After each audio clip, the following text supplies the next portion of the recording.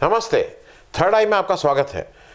आज फिर हम लोग थोड़ी देर बात कर लें किसान की, क्योंकि हुआ क्या है, 26 जनवरी के बाद थोड़े एक दो दिन फोकस शिफ्ट हो गया दीप सिद्धू की हरकत पे। ये हो गया कि किसानों ने कितना गैर जिम्मेदाराना काम किया, कितनी गलत काम किया। फिर उसके बाद 3-4 दिन फोकस शिफ्ट हो गया राकेश टिकैत पे, और अभी ऐसा लग रहा है कि इधर थोड़ा आप देखते हैं ना, किसान वैसे ही बैठे हुए हैं, वो धरना वैसे ही चल रहा है, लेकिन उसकी चर्चा उतनी नहीं हो रही है। 2-3 कारण हैं। एक कारण तो ये है कि जैसे उत्तराखंड त्रासदी हुई है, उस पर कुछ लोगों का ध्यान शिफ्ट हुआ, और एक बड़ा कारण है पार्लियामेंट चल रही है, बजट आ गया बीच में, और ये सरकार को सूट करता है कि इस समय कोई भी ऐसी बात हो जाए जिसमें किसानों की बात ना हो। मुझे भी ऐसा लग रहा है कि किसान भी इस समय रणनीति के तौर पे वो महापंचायत करके, किसान पंचायत करके थोड़ा जन जागरण का काम कर रहे हैं, क्योंकि अगर लंबा धरना चलना है तो वो एक कांस्टेंट लोगों को जाते रहना होगा, आते रहना होगा। सरकार ने अपना इंटेंट दिखाई दिया है, सरकार का इंटेंट तो बहुत साफ दिख रहा है, जिस तरह से कीले लगा के और जिस तरह से कटीले तार लगा के वो रोकने की कोशिश हो रही है। तो इस पे पार्लियामेंट में अपनी अपनी तरह से लोग अपनी अपनी बात कर रहे थे। जैसे महुआ मोइत्रा बहुत अच्छा बोले, लेकिन महुआ मोइत्रा का सारा कंटेंट और सारा वो शिफ्ट हो गया कि उन्होंने चीफ जस्टिस के जो एक उनके ऊपर उनकी वर्कर ने, उनकी जो साथ काम करती थी, उनकी मातहत जो थी, उन्होंने उनके ऊपर जो चार्जेस लगाए थे, सारा मामला उस पर शिफ्ट हो गया, फिर प्रिविलेज हो गया, किसान से शिफ्ट हो गया था। कल लोकसभा में राहुल गांधी, क्योंकि बहुत से लोगों को इंतजार था कि भाई सब लोग बोल चुके हैं, राहुल गांधी अभी तक नहीं बोले हैं, तो कल राहुल गांधी ने अपना भाषण दिया। अब इस भाषण का पहले मैं उस भाषण का कंटेंट करूं। मैं राहुल गांधी की लीडरशिप को ये मानता हूं, वो बहुत ही क्लोजली वो नहीं करते हैं, मतलब जैसे एक बहुत फोकस्ड होकर नहीं करते हैं, जो बीजेपी की एक बहुत खास बात है और अच्छी बात है, मतलब उसको it is to be admired कि बीजेपी के जो लीडर्स हैं वो बहुत फोकस्ड रहते हैं। Rahul Gandhi somehow is not a very focus politician. वो जनरल बातें करते हैं, वो जनरल समाज ठीक हो, दुनिया ठीक हो, गरीब आदमी का भला हो, इस तरह की बातें करते हैं। लेकिन जब वो रणनीति के या उसकी बात आती है तो उसमें मैं उनको अभी भी बहुत परफेक्ट नहीं मानता हूँ। लेकिन पार्लियामेंट में कल जिस तरह से उन्होंने अपने को, उनका जो कंडक्ट था, उसका मैं इसलिए बोल रहा हूँ कि उन्होंने इश्यूज उठाए, और इश्यूज उठा के उस ढंग से कहना शुरू किया जहां जहां पे ऑपोजिशन को दिक्कत हो रही थी, मतलब इसको कहते हैं ना, ही वेयर इट हर्ट्स, उन्होंने वहां वहां उनसे बात करनी शुरू की। तो सबसे पहले तो उन्होंने ये कहा कि प्रधानमंत्री ने एक दिन पहले लोकसभा में कहा था कि भाई ये ऑपोजिशन किसान बिल पे हम किससे कैसे बात करें, ऑपोजिशन तो बात ही नहीं करता है, ऑपोजिशन इसकी कंटेंट की बात नहीं करता है, और हम कैसे उसके बात करें, कंटेंट की बात करनी चाहिए। तो राहुल गांधी ने क्या जवाब दिया, उससे पहले मैं जरा अपनी बात जो मुझे समझ में आई। प्रधानमंत्री जी को एक चीज मतलब ये बतानी भी पड़ती कि आपसे कोई भी जो भी इस बिल को के विरोध में है, या उसको लगता है कि बिल में अभी कुछ और चेंज होना चाहिए, वो कहाँ बात करता। लोकसभा में जिस तरह से पारित हुआ, आप ऑर्डिनेंस के थ्रू लाए, और जिस तरह से राज्यसभा में आपने पारित करा, पूरे देश ने देखा। वॉइस वोट से जब लोग नहीं थे, आपकी मेजोरिटी नहीं थी, तब भी आपने हो करके उसको पार करा दिया, पारित करा दिया, याद है ना। तो ये थोड़ा मतलब ये जरा ठीक बयान नहीं है, ठीक कहना नहीं है कि ऑपोजिशन इस पे डिस्कस नहीं करता। करना चाहता था, आपने करने नहीं दिया। फिर एक चीज और जरा, क्योंकि आप दर्शक लोग भी समझ लें, ये कल बहुत क्लियरली आया है। ऑपोजिशन ने सबसे पहले ये अब राष्ट्रपति का संबोधन हुआ, उस पर लोगों ने, हर एक पार्टी के नेताओं ने अपना अपना वक्तव्य रखा, और फिर वो एक टेक्निकली वो पास होता है। आप राष्ट्रपति का संबोधन होता है, कोई भी जो नया सेशन होता है उसका पहला दिन का पहला वो राष्ट्रपति संबोधित करते हैं, उसमें वो बेसिकली सरकार की नीति की बात करते हैं। हुआ क्या, विंटर सेशन गोल कर दिया गया, अब ये बजट सेशन आ गया, बजट सेशन से पहले राष्ट्रपति का अभिभाषण हो गया, और तुरंत उस अभिभाषण के बाद मतलब जो फिर जब पार्लियामेंट रीअसेंबल हुई तो बजट कर दिया गया। अब आपने बजट हो जाने के बाद राष्ट्रपति के अभिभाषण पे लोगों की बात हो गई, उस पर सबका जवाब सवाल हो गया, वो पास हो गया। फिर आपने बजट पे बहस कराई। अब जब आपने बजट पे बहस कराई तो इन लोगों ऑपोजिशन ने कहा कि भाई हम लोग जो किसान इतने दिन से 3 महीना होने को हो जाएगा, अभी 26 तारीख को, हम किसानों की थोड़ी बात करना चाहते हैं। इस पार्लियामेंट में किसान के बिल पे और किसानों की जो स्थिति है उस पर थोड़ी चर्चा हो।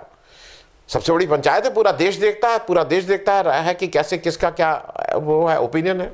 स्पीकर ने गवर्नमेंट से पूछा कि भाई ये ऑपोजिशन चाहता है, सरकार ने मना कर दिया। अब ये थोड़ा मतलब ये दो तरह की बातें नहीं हो रही हैं। एक तरफ आप कह रहे हैं ऑपोजिशन बात नहीं करना चाहता है, दूसरी तरफ स्पीकर जब कह रहा है कि भाई ऑपोजिशन किसान पे, तो आप कह रहे हैं नहीं नहीं we will not allow this.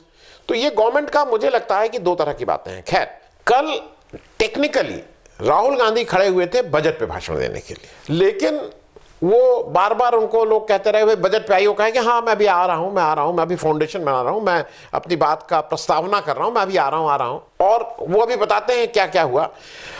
तो पहली चीज तो मेरे हिसाब से एक ये जरूरी है कि कोई डिस्कशन नहीं हुआ। अब सरकार डिस्कशन ही नहीं करना चाहती है। राज्यसभा में कैसे पास हुआ, लोकसभा में वो कहती है कि नहीं इसके लिए, इस पर हम बात ही नहीं करेंगे, और फिर प्रधानमंत्री खड़े होकर ये कहते हैं कि ऑपोजिशन वाले बात नहीं करें। कहां बात करें, किस जगह बात करें?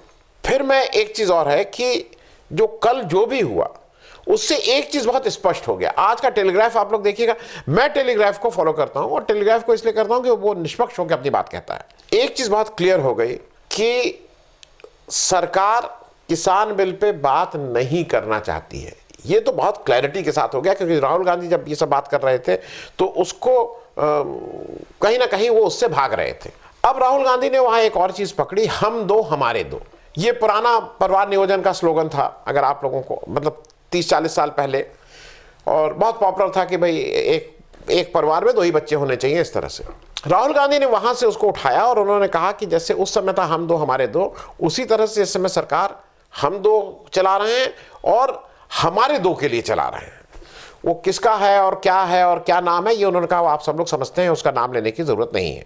दूसरा, एक जगह पे ऐसा मुझे लगा कि राहुल गांधी ने एक पॉइंट बड़ा स्कोर किया, और वो मैं इसलिए बता रहा हूं वो, और मैं इसलिए उसको मेंशन कर रहा हूं कि भाई मैं उसको आप बायसनेस कहिए, उसको आप कुछ भी कहिए, मैं किसानों के पक्ष में पूरी तरह से हूं। मैं कोई ग्रे एरिया वाला नहीं हूं कि ये होना चाहिए नहीं होना चाहिए। किसान की एक समस्या है, उसका समाधान होना चाहिए, और अगर किसान कुछ कह रहा है तो उससे बात होनी चाहिए। और ये आप 90 दिन तक उनको रखिए और कील गाड़ के रखिए और तार लगा के रखिए, ये कोई बात करने का ढंग नहीं है। आप उनके साथ गाली गलौज करते रहिए, बात करने का ढंग नहीं है। ये कहीं से भी आपकी वो नहीं है, क्योंकि राहुल गांधी बार बार एक चीज कह रहे हैं कि मैं प्रधानमंत्री के कंटेंट और इंटेंट दोनों की बात करना चाह रहा हूं। बिल्कुल ठीक बात है। इंटेंट कहीं से भी लग रहा है आपको कि सरकार का इंटेंट है इससे बात करने का? मुझे तो नहीं लगता है। उन्होंने कल क्योंकि पहली बार फ्लोर ऑफ द हाउस से, पार्लियामेंट से जब अपना उन्होंने भाषण समाप्त किया, उन्होंने कहा कि आज देश में राष्ट्रपति के अभिभाषण की परंपरा है, बजट पे हो रहा है, लेकिन किसान आंदोलन, किसानों की समस्या से ज्यादा बढ़ के कोई बात नहीं, और इस पे ये बहस सरकार नहीं करा रही है पार्लियामेंट में।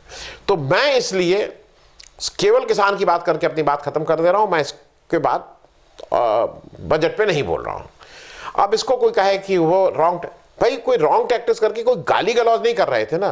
एक देश की समस्या जो पूरा देश जिसको देख रहा है उसमें बात कर रहे थे ना, तो आप अपना कुछ टेक्निकलिटी करने लगे। वो सब लोग, अच्छा कल ये हो रहा था कि वहां 6-8 लोग जो सरकार की तरफ से अपनी लॉ, वो जो proceeding of house, rule of the house को खोल के उसी में ढूंढ ढांड कर रहे थे कि मतलब कैसे इनको चुप कराया जाए।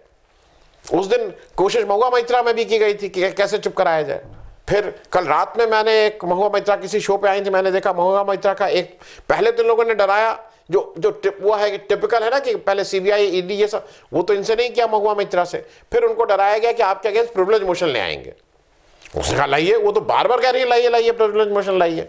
और महुआ मैत्रा ने जैसा कल रात में एक किसी चैनल पे डिबेट में उन्होंने कहा, as far as I am concern, जो मैंने कहा है वो हाउस की प्रोसीडिंग से एक्सपंज नहीं किया गया है। उनका कहना है वो अभी भी हाउस चला है उसकी प्रोसीडिंग्स में है, जो मैंने जो बातें कही हैं।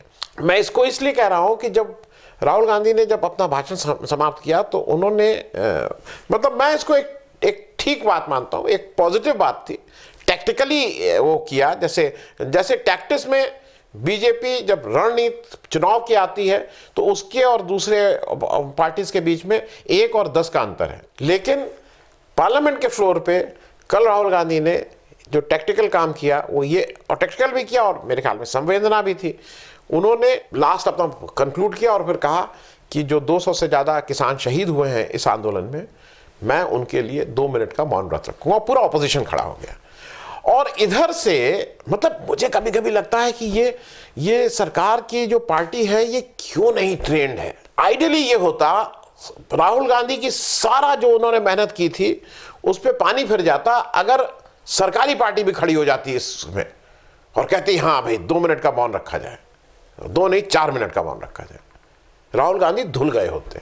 हुआ क्या, अब चूंकि मास्टर जी, होता क्या है ना, जब आप कहीं से सिखाए जाते हैं कि इसका जवाब ये देना, इसका जवाब ये देना, और क्वेश्चन आउट ऑफ उससे आ जाए बाहर सिलेबस से, तो आपको पता नहीं रहता है क्या करना है।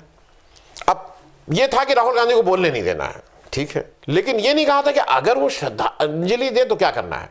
उस पर मार होल अल्लाह मचाते रहे उस 2 मिनट, जो बहुत ही फूहड़ था। अरे भाई अगर तुम खड़े हो जाते तुम भी, तो राहुल गांधी का जो जितना उन्होंने भाषण दिया था उसका तो बात हो जाता कितने बड़े लोग, बढ़िया है सरकारी पार्टी, देखो सरकार ने भी श्रद्धांजलि दी, नहीं दी, केवल ऑपोजिशन ने श्रद्धांजलि दी। तो ये क्लियर हो गया कि आज देश की जो पार्लियामेंट है एक किसानों के साथ खड़ी है और एक किसानों के अगेंस्ट खड़ी है, उसमें कहीं कोई दो राय नहीं है। हालांकि स्पीकर का बाद में कहना था, स्पीकर का एक को आया है कि भाई आप ये जो किया आपने इस तरह से नहीं करना चाहिए था, और अगर आपको, उन्होंने भी कहा अगर आपको कंडोलेंस ही देनी थी तो मुझे बताते तो मैं इस पर रहता, लेकिन condolence to the Uttarakhand victims की बात कही, उन्होंने भी किसानों का नाम नहीं लिया। वो मतलब किसानों के प्रति किसी ने कोई एक दो शब्द भी नहीं बोले। ये तो कल के पार्लियामेंट का हुआ। कल एक चीज और इंपॉर्टेंट है, क्योंकि इधर हमारे यहाँ पिछले 4-6 दिनों से 2-3 बार प्रधानमंत्री जी बोले हैं, लंबे लंबे भाषण दिए हैं, और उसमें लोकतंत्र की परंपरा, लोकतंत्र, डेमोक्रेसी, और इसी तर्ज पे उन्होंने बाइडेन साहब से भी बात की है जो प्रेसिडेंट ऑफ अमेरिका हैं, और बाइडेन ने बार बार कहा है कि we have to defend the democratic process, we have to defend the democratic institutions. उसमें ये नहीं बोले हैं, लेकिन लोकतंत्र की बात करते हैं। लोकतंत्र में सबसे बड़ा जो मंदिर है, लोकतंत्र के चुने हुए प्रतिनिधियों का सबसे बड़ा मंदिर जो है वो पार्लियामेंट है, लोकसभा। मतलब उससे पवित्र, उससे इंपॉर्टेंट किसी भी लोकतंत्र के लिए कोई जगह नहीं हो सकती है। पार्लियामेंट चल रही है, पार्लियामेंट का विंटर सेशन नहीं हुआ है, पार्लियामेंट का बजट सेशन हुआ है, इंपॉर्टेंट सेशन है।